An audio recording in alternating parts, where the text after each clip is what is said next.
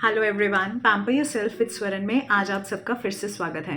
अगर आप लोग फुल बॉडी वैक्स करवाने की सोच रहे हैं, whether you are a male or a female, या फिर आप ऑलरेडी फुल बॉडी वैक्स करा रहे हैं and you are facing the problem of pimples, आज की वीडियो आप लोगों के लिए है। मोस्टली क्या होता है, जब भी लोग फुल बॉडी वैक्स करवाते हैं तो उन्हें खास करके अगर चेस्ट पोर्शन, स्टमक पोर्शन या बैक का पोर्शन, तो उन्हें पिंपल्स हो जाते हैं। इसके क्या रीजंस हैं और आप इन पिंपल्स को किस तरीके से प्रिवेंट कर सकते हैं, आज मैं आपको यही बताऊंगी।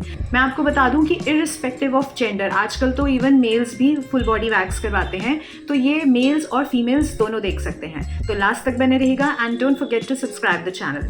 सबसे पहला रीजन आ जाता है, different areas of our body has different skin sensitivity. Generally जब हम आर्म्स और लेग्स की वैक्स करवाते हैं तो वहाँ की जो स्किन है वो थोड़ी सी थिकर होती है और लेस सेंसिटिव होती है। But on the other hand, अगर मैं फ्रंट चेस्ट पोर्शन की या स्टमक की या बैक की बात करती हूँ, वहाँ पे ऑयल ग्लैंड्स जो है वो ज्यादा होते हैं, हेयर फॉलिकल्स ज्यादा होते हैं जो कि इजीली क्लॉग हो सकते हैं, और काफी हायर चांस होता है इन्फ्लेमेशन का। इसलिए जनरली क्या होता है कि फ्रंट और बैक का पोर्शन वैक्स करवाने के बाद पिंपल्स हो जाने के चांसेस बढ़ जाते हैं। तो जनरली क्या होता है, जब भी फ्रंट और बैक का पोर्शन वैक्स किया जाता है तो जो बैक्टीरिया है उसको एंटर करने का मौका इजीली मिल जाता है, क्योंकि पोर्स ओपन रह जाते हैं और स्किन सेंसिटिव है, तो ये प्रॉब्लम क्रिएट करता है। Second reason is full body wax basically creates more heat in body, plus it can cause friction also. अब जनरली क्या होता है कि जब भी अलग अलग एरियाज जो हैं आप एक साथ वैक्स करवाते हैं तो क्या होता है, बॉडी जो है आपकी ओवर हीट हो जाती है, पोर्स जो है वो ज्यादा देर तक ओपन रहते हैं, जिसकी वजह से क्या होता है, जो बैक्टीरिया है वो इजीली एंटर कर जाता है,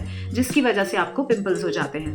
थर्ड रीजन आ जाता है, जब भी आप लोग फुल बॉडी वैक्स करवाते हैं तो उस टाइम पे अगर आप लोग काफी टाइट क्लोथ्स पहन लेते हैं या फिर आप लोग कोई ऐसा काम करते हैं जिससे कि स्वेटिंग हो आपके बॉडी में, या फिर ऐसा होता है कि आप स्किन को बार बार टच करते रहते हैं, तो उससे क्या होगा, फ्रिक्शन कॉज होगा, और उसके बदले में आपको क्या होगा कि पोर्स जो हैं वो इरिटेट हो जाएंगे और पिंपल्स आने लगेंगे।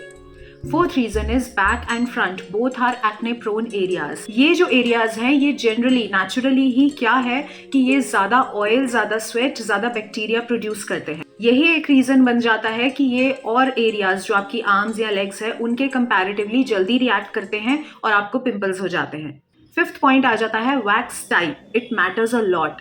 अगर आप लोग फ्रंट और बैक का पोर्शन करा रहे हैं तो उस पे मैं सजेस्ट करूंगी, कभी भी आप लोग अगर हनी वैक्स करवाते हैं मत करवाइए। आप स्विच कर सकते हैं रीका की तरफ, या फिर व्हाइट चॉकलेट या फिर डार्क चॉकलेट।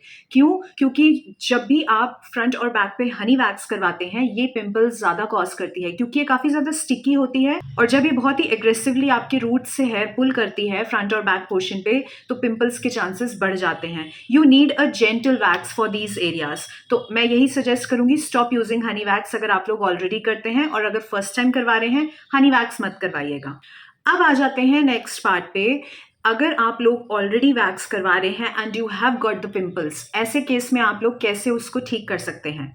सबसे पहला आप क्या तरीका अपना सकते हैं, you can use any tea tree based, या फिर कोई भी डेटॉल या सैवलॉन वाला जो भी वाटर हो, या फिर कोई भी सैलिसिलिक एसिड वाला बॉडी वॉश, आप इनमें से कुछ भी यूज कीजिए। आप इससे अपना शावर लीजिए, इससे क्या है, जो बैक्टीरियाज हैं वो खत्म हो जाएंगे और आपके पिंपल्स होने के चांसेस कम हो जाएंगे। Next point is you can apply cold aloe vera gel या फिर टी ट्री जेल, इनमें से कुछ भी आप ले सकते हैं। वो आप अपने वैक्स किए हुए जो पोर्शन है उस पर अप्लाई कीजिए। And what you have to do is you have to avoid lotions और क्रीम्स फॉर एटलीस्ट 48 आवर्स।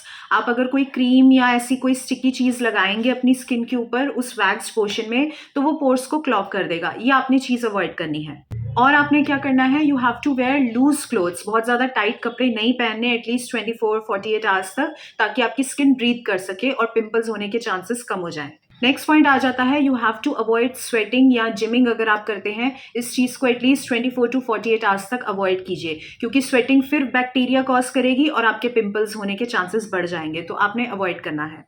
एक पॉइंट आपको बताऊं, अगर आप लोग वैक्स को रेगुलर रखते हैं, सपोज फुल बॉडी वैक्स आप फर्स्ट टाइम करा रहे हैं, जब आप इसको रेगुलर कराते चले जाते हैं तो क्या होगा, बॉडी को एक तो हैबिट हो जाती है।